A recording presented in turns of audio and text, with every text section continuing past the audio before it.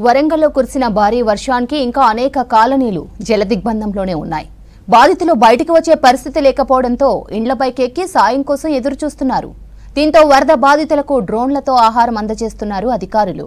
వరదలో చిక్కుకున్న వారి దగ్గరికి వెళ్లే వీలు లేకపోవడంతో డ్రోన్ల సాయంతో ఆహారం, నీరు పంపిణీ చేస్తున్నారు.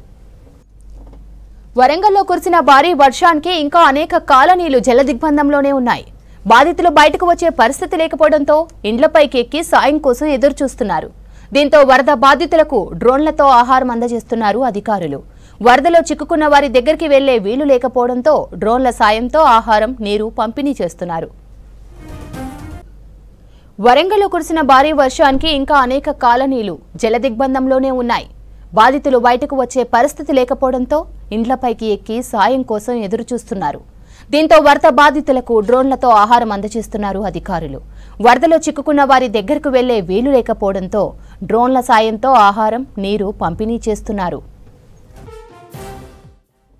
వరంగల్ మహానగరంలో ఇంకా పదుల సంఖ్యలో కాలనీలు ముంపులోనే ఉన్నాయి. హన్మకొండలోని గోపాల్పూర్ ఊర చెరువుకు గండిపడింది.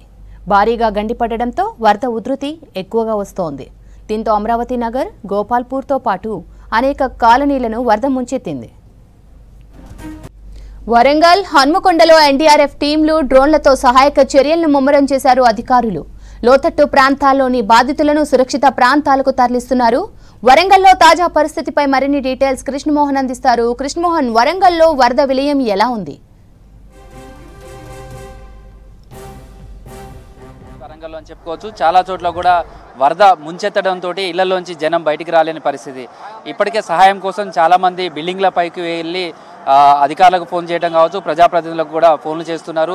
చాలామంది వరదలోనే చిక్కుకోవడం, తర్వాత ఇళ్ల చుట్టూ కూడా పూర్తిగా వరద ముంచెత్తింది. దీంతో బయటికి వచ్చే పరిస్థితి కూడా లేదు. అయితే ఉదయం నుంచి ఒక్కసారిగా వరద ముంచెత్తడంతో ఇళ్లకే జనం పరిమితమయ్యారు. ఈ నేపథ్యంలో చాలామందికి ఆహారం కూడా లేని పరిస్థితి. మొత్తం ఇంట్లో ఉన్నటువంటి ఫర్నిచర్ కావచ్చు, అత్యవసరంగా వాడుకునేటువంటి ఫుడ్కు సంబంధించి కావచ్చు, మెడిసిన్స్ కావచ్చు, పూర్తిగా కూడా నీళ్ళలోనే తడిచిపోయాయి.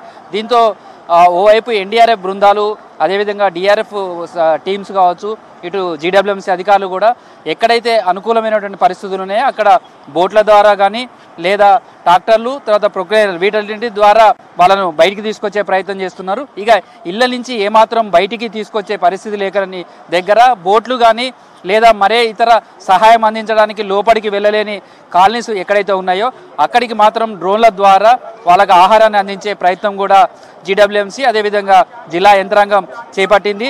దానికి సంబంధించినటువంటి సహాయ చర్యలు అయితే ముమ్మరంగా కొనసాగుతున్నాయి. తొలిసారిగా వరంగల్ నగరానికి సంబంధించి తొలిసారిగా డ్రోన్లతోటి ఎక్కడైతే బాధితులు ఉన్నారో వాళ్ళందరికీ కూడా ఆహారాన్ని అందించే ప్రయత్నం అయితే చేస్తున్నారు. ఎందుకంటే నిన్నటి నుంచి కూడా వర్షాలతోటి ఇళ్లకే పరిమితమయ్యారు. అయితే రాత్రి నుంచి కొంత వర్షం తగ్గుముఖం పట్టడంతో అంతా ఊపిరి పీల్చుకున్నారు.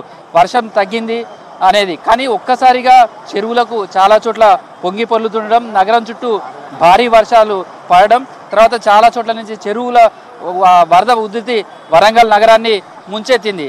ఇదే ప్రధానంగా వరంగల్ నగరానికి ముంపుకు గురైనటువంటి పరిస్థితి. దీంతో చాలా కాలనీలలో కూడా దాదాపు 3 నుంచి 4 ఫీట్ల వరకు కూడా వాటర్ వచ్చింది. కొన్ని చోట్ల అయితే అంతకంటే ఎక్కువ ఫ్లడ్ ఎక్కువగా ఉంది. ఈ నేపథ్యంలోనే వాళ్లకు ఆహారం ఏ విధంగా అందించాలనే దాని మీద ప్లాన్ చేసిన అధికారులు మొత్తంగా వాళ్ళకు డ్రోన్ల సహాయంతో అయితే వాళ్ళకు ఆహారాన్ని అందిస్తున్నారు. వరంగల్ నగరానికి సంబంధించి అటు సంతోష్ మాత నగర్ కావచ్చు, అదేవిధంగా భద్రకాళి గుడి సమీపంలో ఉన్నటువంటి కాలనీలు, ఇటువైపు చూస్తే అమరావతి నగర్ కావచ్చు, సమ్మయ్య నగర్, ఇట్లా కొన్ని కాలనీలు పూర్తిగా జల దిగ్బంధంలో చిక్కున్నాయి. లోపలికి వెళ్ళాలంటే కూడా వెళ్ళలేని పరిస్థితి. ఇట్లాంటి కాలనీలు అయితే ఏవైతే ఉన్నాయో అక్కడికి ఈ డ్రోన్ల సహాయంతో అయితే అక్కడికి ఆహారాన్ని, కొంతమందికి మెడిసిన్స్ను కూడా అధికారులు పంపిస్తున్నారు. దానికి సంబంధించినటువంటి మొత్తం 2 జిల్లాల కలెక్టర్లు, ఇటు హన్మకొండ, వరంగల్ జిల్లా కలెక్టర్లతో పాటు జీడబ్ల్యూఎంసీ కమిషనరు, ఇతర అధికారులు కూడా పర్యవేక్షిస్తున్నారు. వాళ్ళకు తక్షణ సహాయంగా వాళ్ళకు కావాల్సినటువంటి ఫుడ్ను అందించడం, అదేవిధంగా కొందరికి ఎమర్జెన్సీ అవసరాలు ఉన్నటువంటి మెడిసిన్స్ ఏవైతే వాళ్ళకు అధికారులకు సమాచారం అందిస్తున్నారో, టోల్ ఫ్రీ నెంబర్లకు ఫోన్లు చేస్తున్నారో ఆ సమాచారాన్ని దృష్టిలో పెట్టుకొని అక్కడ ఉన్నటువంటి వాళ్ళకు డ్రోన్ల సహాయంతో ఈ ఫుడ్ అందించే ప్రయత్నాలు చేస్తున్నారని చెప్పొచ్చు. ప్రస్తుతం అయితే ఎన్డీఆర్ఎఫ్ బృందాలు అయితే పూర్తిగా సహాయ చర్యల్లోనే ఉన్నాయి. ఎక్కడైతే కొంతమందిని పడవల ద్వారా బయటికి తీసుకొచ్చే ప్రయత్నం చేస్తున్నారు, మరికొందరిని లోపల ఉన్నటువంటి పిల్లల్ని కావచ్చు లేదా వృద్ధులకు సంబంధించినటువంటి వాళ్ళను కూడా లిఫ్ట్ చేసే ప్రయత్నం చేస్తున్నారు. ఎక్కడైతే అస్సలు వెళ్ళలేని సిచ్యువేషన్ ఉందో అక్కడికి మాత్రమే డ్రోన్లను ఉపయోగిస్తున్నారు. డ్రోన్లతోటి ద్వారా వాళ్ళకు అత్యాధునికమైనటువంటి సాంకేతిక పరిజ్ఞానాన్ని వినియోగించుకుంటున్నారని చెప్పచ్చు. ఎందుకంటే అక్కడికి వెళ్ళలేని పరిస్థితి ఉంటుంది కాబట్టి వాళ్లకు డ్రోన్ల ద్వారా ఆహారాన్ని అందించే ప్రయత్నం అయితే జరుగుతుంది. ప్రస్తుతం చాలా ఇళ్లలో కొన్ని చోట్ల కాలనీలు అయితే వరద నుంచి కొంత ముంపు నుంచి బయటపడటంతో ఇంట్లో ఉన్నటువంటి వస్తువులు కావచ్చు వాటన్నిటి కూడా బయటికి తీసుకొచ్చే పరిస్థితి కనిపిస్తుంది. మరికొన్ని కాలనీలు అయితే పూర్తిగా జల దిగ్బంధులే ఉన్నాయి. అలాంటి కాలనీ ఎట్లా ఉంది మీ లోపల? కూడా తీసుకోలేకపోతున్నాను నేను, అంత ఇబ్బంది అయింది. నీళ్ళు మొత్తం వచ్చి ఉన్నాయి. మా పరిస్థితి ఎట్లా ఉన్నది ఇప్పుడు చూడండి ఒకసారి ఇంటికాడికి వచ్చి ఎట్లా ఉంది. నీళ్ళు మొత్తం మునిగిపోయి ఉంది. వస్తువులన్నీ ఖరాబ్ అయిపోయినాయి మొత్తం.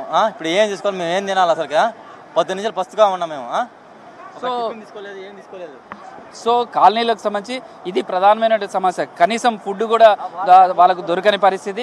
ఈ నేపథ్యంలోనే సహాయ చర్యలు చేపట్టే ప్రయత్నం చేస్తున్నారు. అందులో భాగంగానే అధికార యంత్రాంగం అంతా కూడా ఫీల్డ్లోనే ఉంది. కలెక్టర్లు, ఇటు ఎమ్మెల్యేలు, మంత్రులు అందరూ కూడా ఫీల్డ్లోనే ఉన్నారు. ఎక్కడికక్కడ సహాయ చర్యలు చేపట్టేందుకు ప్రయత్నాలు చేస్తూనే ఉన్నారు.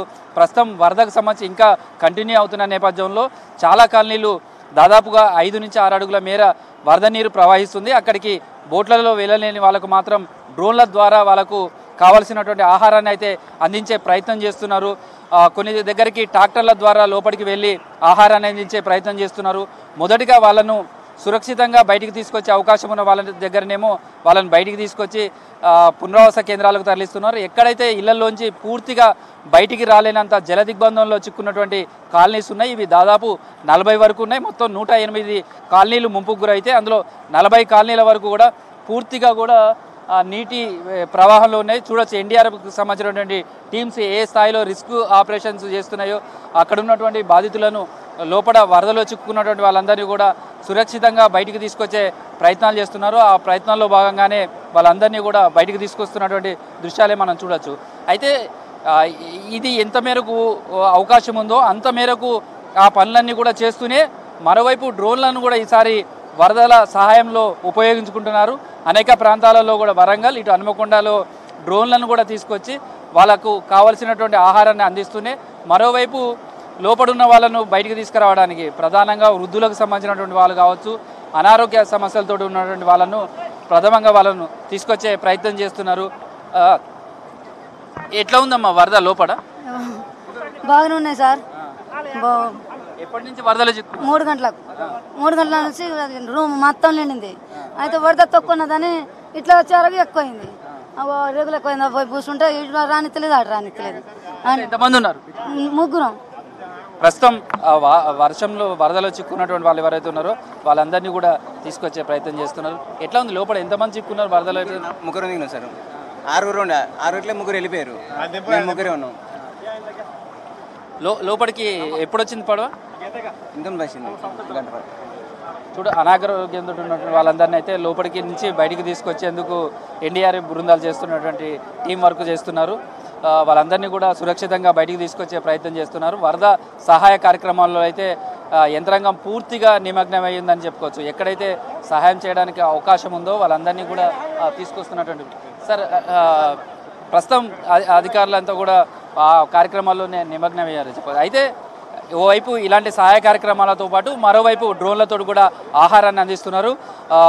రాష్ట్ర ప్రభుత్వం కూడా ఎప్పటికప్పుడు వరంగల్లో ఉన్నటువంటి వరద ముంపు నేపథ్యంలో ఉన్నటువంటి తాజా పరిస్థితుల మీద అధ్యయనం చేస్తున్నారు. ఎక్కడైతే సహాయ కార్యక్రమాలు అవసరమో అక్కడ పూర్తిగా అధికార యంత్రాంగంతో కూడా నిమగ్నమైందని చెప్పచ్చు. అయితే చాలా కాలనీలు ముంపుకు గురైనటువంటి పరిస్థితి ఉంది. సహాయ కార్యక్రమాలు అయితే ముమ్మరంగా కొనసాగుతున్నాయని చెప్పచ్చు.